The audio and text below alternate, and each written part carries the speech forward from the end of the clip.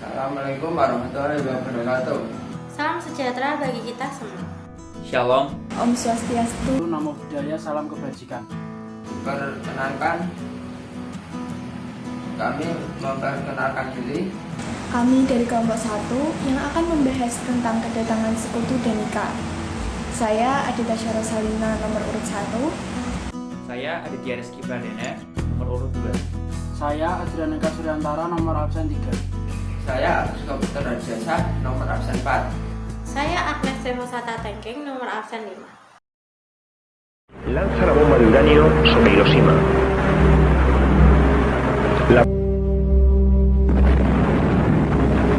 Tres días después. Pada masa awal kemerdekaan Jepang, Belanda telah kalah dari Jepang, tidak pulang ke negaranya, melainkan melarikan diri ke Australia. Jepang menyerah pada sekutu. Bagi pandangan sekutu dan Belanda, Indonesia dalam masa kekosongan kekuasaan, sehingga Belanda ingin berkuasa kembali atas Indonesia. Setelah Perang Dunia II, negara-negara bekas jajahan Jepang merupakan tanggung jawab sekutu. Sekutu harus melucuti senjata Jepang, memulangkan tentara Jepang, dan menormalisasi bekas jajahan Jepang. Namun pada 17 Agustus 1945, bangsa Indonesia telah memproklamasikan kemerdekaannya. Maka hanya akan terjadi berikutnya konflik antara Indonesia dengan Belanda ataupun sekutu. Jepang diperintah untuk mempertahankan keadaan seperti adanya status quo sampai pasukan sekutu datang ke Indonesia. Sekutu masuk ke Indonesia dan diboncengi oleh Nika, pegawai sipil pemerintahan Hindia Belanda yang akan mengambil alih pemerintahan Indonesia. Mereka masuk melalui beberapa pintu wilayah Indonesia, terutama daerah pusat pemerintahan. Setelah Perang Dunia II, terjadi perundingan Belanda dan Inggris di London yang menghasilkan Civil Affairs Arrangement yang berisi mengenai pengaturan penyerahan kembali Indonesia dari pihak Inggris kepada Belanda. Khusus pada Indonesia bagian barat berada dalam pengawasan SEAC atau South East Asia Command, dipimpin oleh Laksamana Lord Louis Mountbatten, dan SWPC atau Southwest Pacific Command pada Indonesia bagian timur. Dalam perundingan tersebut, langkah-langkah yang harus ditempuh yaitu fase pertama, tentara sekutu mengadakan operasi militer untuk memulihkan keamanan dan ketertiban. Untuk fase yang kedua, setelah kondusif, Nika akan mengambil alih tanggung jawab koloni itu dari pihak Inggris. Belanda mendesak Inggris agar segera mensahkan perundingan tadi, dan akhirnya telah disahkan pada tanggal 24 Agustus 1945.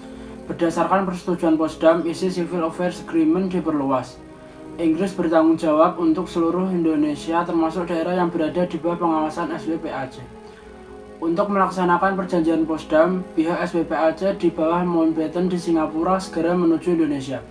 Pada tanggal 16 September 1945, wakil Mountbatten yaitu Laksamana Muda W.R. Patterson dengan menumpang kapal Chamberlain mendarat di Pelabuhan Tanjung Perak, Surabaya. Dalam rombongan tersebut ikut juga Van der Plas yang mewakili Nika. Setelah informasi yang didapat cukup, Mountbatten membentuk pasukan komandan khusus disebut AFNI atau Elite Force Netherlands East Indies di bawah pimpinan Letnan Jenderal Sir Philip Christensen. Tugas AFNI ialah sebagai berikut. Yang pertama, menerima penyerahan dari tangan Jepang. Kedua, membebaskan para tawanan perang dan interniran sekutu.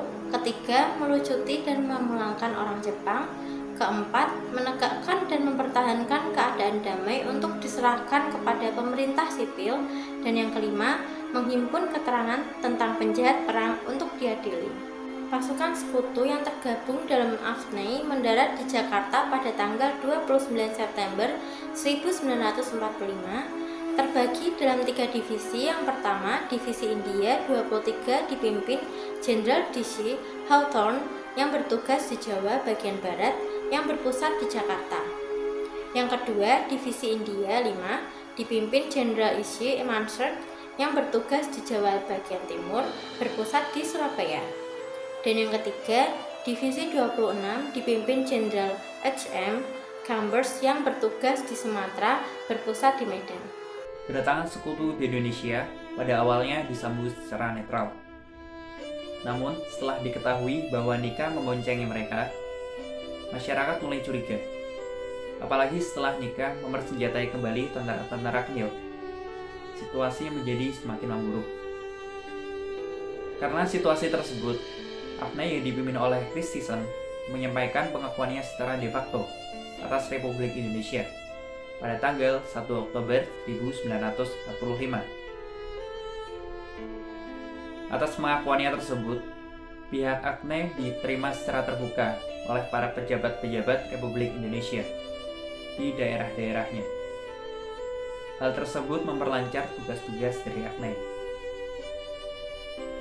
Namun, kedatangan para sekutu di daerah justru menimbulkan insiden dan pertempuran dengan pihak Indonesia. Hal tersebut karena pihak sekutu dan Belanda tidak sungguh-sungguh dalam menghormati kedaulatan Republik Indonesia. Mereka justru menuduh pemerintah Republik Indonesia yang tidak dapat menjaga keamanan dan keadilan. Setelah kedatangan sekutu dan Nika, banyak sekali pertempuran-pertempuran yang terjadi yang harus dihadapi oleh bangsa Indonesia untuk mempertahankan kedaulatannya. Didapati kesimpulan bahwa Belanda ingin kembali menguasai Indonesia, sehingga bangsa Indonesia harus berjuang mempertahankan kedaulatannya. Berakit-rakit ke hulu, berenang-renang ke tepian. Bersakit-sakit dahulu, bersenang-senang kemudian.